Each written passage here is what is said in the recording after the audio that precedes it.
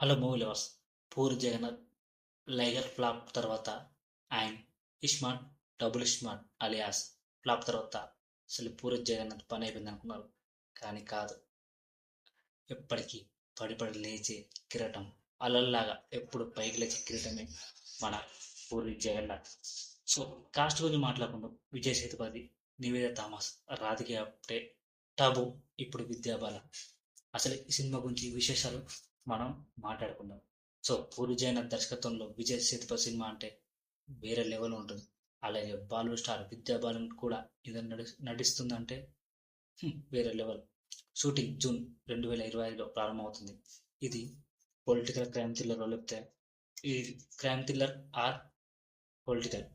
So Vidya Balan పాత్రపై ఈరోజు మనం మాట్లాడడం.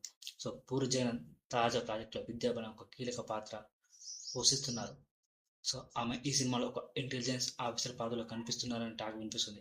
ఈ కథలో ఆమె విజయ్ సేతుపతితో టీమ్ ఆఫ్ చేస్తుందని, ఇది ఒక హై యాక్షన్ థ్రిల్లర్ అని తెలుస్తుంది. ఎందుకంటే విజయ్ సేతుపతి పక్కన వైఫ్గా నివేద థామస్ నటిస్తుంది. మరియు టబు, రాధిక ఆప్టే, విద్యా బాలన్ మరి చూడాలి.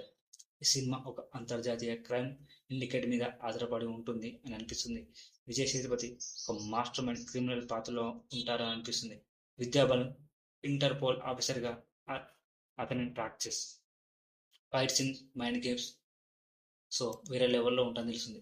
సో నాకైతే ఏమనిపిస్తుంది అంటే ఇది పూరి జగన్నాథ్ పోకిరి బిజినెస్ మ్యాన్ రేంజ్లో ఉంటుంది, పొలిటికల్గా ఉంటుంది అని తెలిసింది. సో బెగ్గర్ అండ్ టైటిల్ చూస్తున్నారు. నాకు తెలిసి విజయ్ సేతుపతి ఈ ఇండియాని షేక్ చేసే పర్సన్ లాగా ఉంటాడు అనిపిస్తుంది. ఈ సినిమా తెలుగు, తమిళ్ ఏకకాలంలో రూపొందిస్తున్నారు. సో పూరి జగన్నాథ్ ఇప్పటికీ ఇండియాలో బెస్ట్ డైరెక్టర్ అని చెప్తా.